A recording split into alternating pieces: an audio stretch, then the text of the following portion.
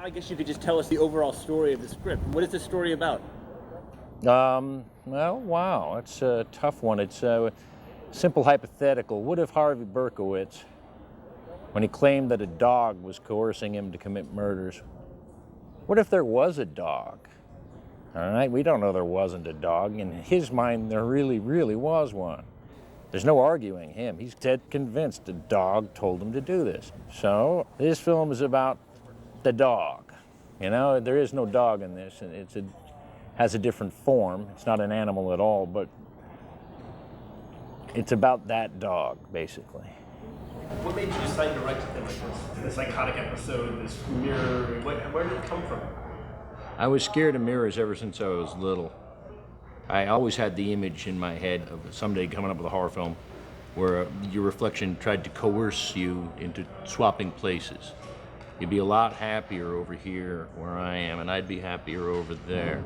I always thought that was creepy, that notion. And then I saw Evil Dead 2 in '87.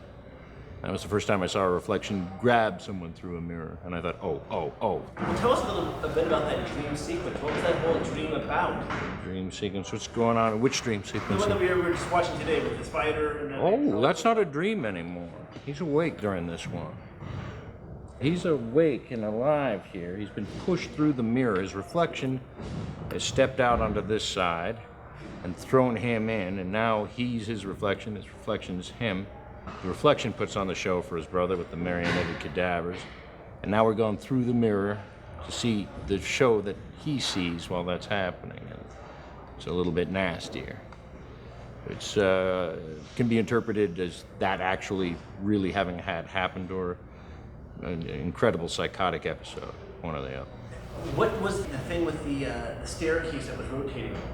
Oh, that's representative of the stairs that Dennis fell down. John made it look like he had an injury, which is why he's brain damaged. He hit him in his sleep with a baseball bat and threw him down the stairs, making it look like he fell down the stairs.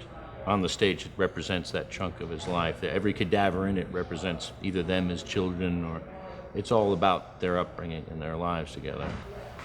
It's unveiling, Dennis is unveiling to John that he knows some of John's dirty little secrets. So tell me about you as a director. This is your first film? Oh, my first feature film, yeah. Tell me about that. Like, just tell me, this is my first.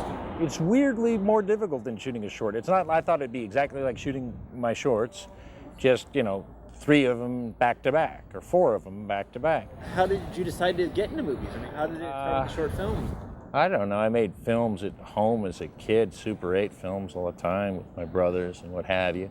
Often, monster effects that were the same sort of an idea as a foreground miniature, except it'd be like a mask used as a sock puppet, goes rah, like that over here, and have a cousin in the background with a spear stabbing it.